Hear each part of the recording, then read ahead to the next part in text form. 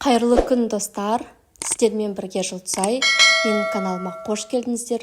Бүгін сіздермен бір керемет құймақтың рецептісімен бөліскім келіп тұр. Бір ерекшелігі, ешқандай ұн қосылмайды және сүт қосылмайды. 5-тің шайына 5 минутта жасалатын керемет пышный, воздушный құймақтар.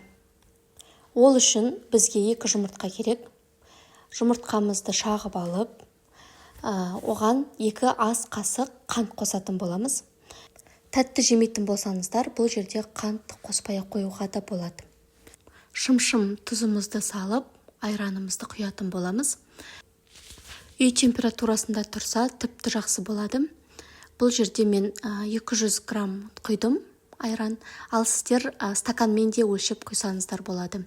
2 стакан айран құйсаңыздар, оған 2 стакан жаңағы манный каша қосатын боласыздар. Енді әбден араластырып алғаннан кейін барып, осылай манная крупа дейді ғой, соны қосатын боламыз. Тағы да қайталап өтейін, 2 стакан айранға 2 стакан манная крупа. Қанша айран қоссаңыздар, сонша манная крупа қосатын боласыздар. Енді бұл массамызды әбден араластырып аламыз. Сосын 10-15 минутқа бетін жауып тынықтыратын боламыз.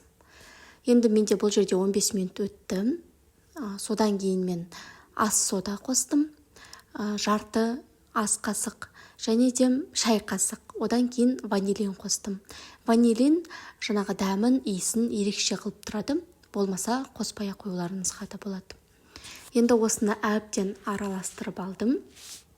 Ешқандай түйіршік ештеңе қалмайды. Яғни бұл жерде бізде айран мен сода қосылғасын құймақ пышный болып шығады. Енді қызып тұрған тапамызға осылай ас қасықпен бір қасықтан мен құйып алдым. Осылай қызартып пісіріп алдым 2 жағын. Өте тез піседі. Мен асығыс болғаннан кейін осылай тез құйып алдым. Сіздер енді аккуратный, жаңағындай кішкентай қылып жасауларыңызға болады. Міндетті түрде жасап көріңіздер, үйдегілерге әрине ұнайтын болады. Рецепт ұнаған жағдайда каналыма подписка жасап, комментарий жазып, лайк қойып кетіңіздер. Соңына дейін көргендеріңізге көптен көп рахмет. Және де жақындарыңызбен бөлісуді ұмытпаңыздар. 5 минутта дайын болған керемет пышный құймақтар.